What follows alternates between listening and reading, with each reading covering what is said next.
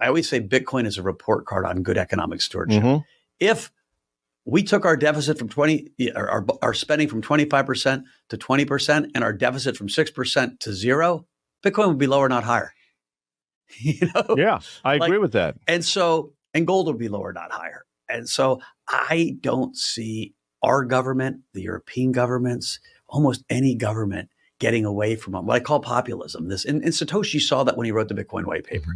The white paper was literally like a cure to populism. And that's what the core of Bitcoin is. It's a social construct between two people that says, I'm going to put my hard-earned savings in this system, this community of people who are governed by this constitution in a fixed supply currency.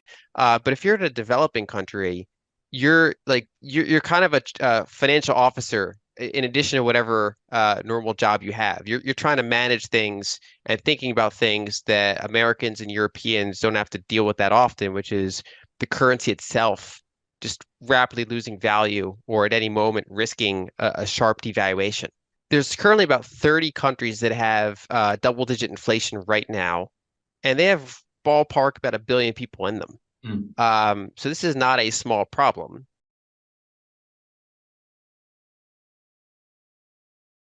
So in Bitcoin, why it's so exciting, and I have a lot more Bitcoin than I do gold, certainly vol adjusted, I have 10 times as much. It's such a new asset, and it's like a virus that's just starting to spread, right? The fact that Larry Fink got orange pilled and believes in it is the single biggest thing that happened for it this year, just because he has such clout. BlackRock touches so many places, right? We're going to compete against them in the ETF. But think about it. Now we've got Invesco with us, BlackRock, Wisdom Tree, Fidelity. Pretty soon you're going to have 9 sales forces selling the Bitcoin story. So the adoption of this idea that Bitcoin is a store of value is going straight up. What I think people miss, and I talked a lot about this in 2017 when we had our first mania, is that crypto was really the first ever global speculative mania. We never had a global market. You had a couple stocks that were traded globally, but if you go back and you look at the 99 internet bubble, like you didn't have anyone in Korea participating, anyone in India participating, anyone in Russia participating, anyone in Africa participating. Crypto is global. And just like I'm telling the Bitcoin story on CNBC and Bloomberg and on podcasts here in New York, there's someone in a village in Indonesia telling that story. And the viral nature of 8 billion people getting more converts every day is really hard to stop. The other piece of this is Bitcoin exists within a movement called, you can call it crypto or decentralization. And that movement touches people in a way because it feels like it's a revolution. It's a revolution of saying, I want to cut out the middleman. I want to trust in myself. I want to have peer-to-peer transaction. I want to have more efficiency, equal access. So there's this, I think, progressive, but it's like it's half progressive, half libertarian ethos that people buy into. And so you've seen it in the Ethereum community or in all these other communities that have showed up. What's been disappointing is outside of payments, not in the US, but out in Mideast, Africa, Latin America, crypto is used a lot for payments, stable coins mostly. The core next mission, the Web3 mission, the decentralized trading, the decentralized rideshare, the decentralized ticketing, hasn't really shown up yet. Some green shoots. It's taking longer than I thought for those projects to get scale. There's 160 different currency bubbles in the world, and dozens of them are very bad, right? So the top handful, if you're an American, you don't really have to think about money that often. If you're in another developed country, you still think about the dollar occasionally, usually because commodities and things like that are usually priced in dollars.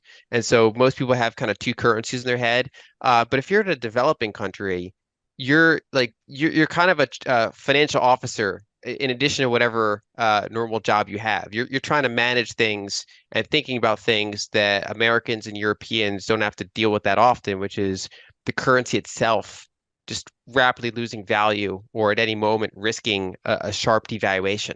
there's currently about 30 countries that have double-digit inflation right now, and they have ballpark about 1 billion people in them.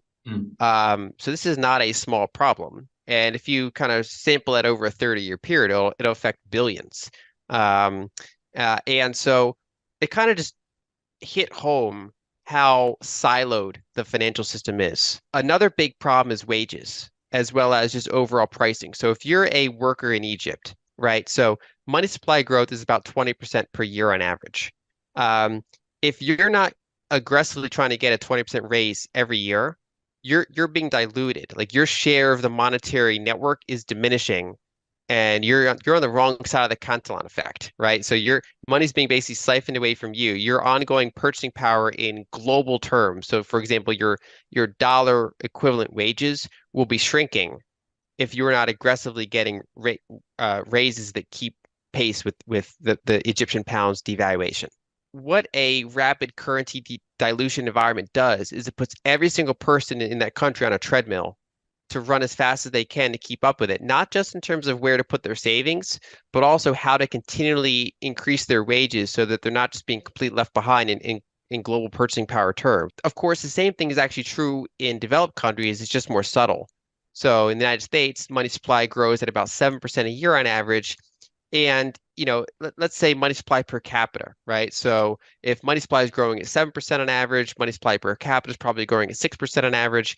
If you're not keeping up with that, you're becoming a smaller share of the network. And there are other people that are, say, closer to the source of money creation, bankers, large corporations that can issue tons of long duration cheap debt. They're basically shorting the currency that you're earning your wages in. And they're getting outsized. They're outperforming that, say, 6% hurdle, while the average worker is struggling to keep up because anchoring bias is towards zero. So if I'm an employer and an employee comes to me and says, I want a 6% wage increase, my natural result is, are you 6% better than last year?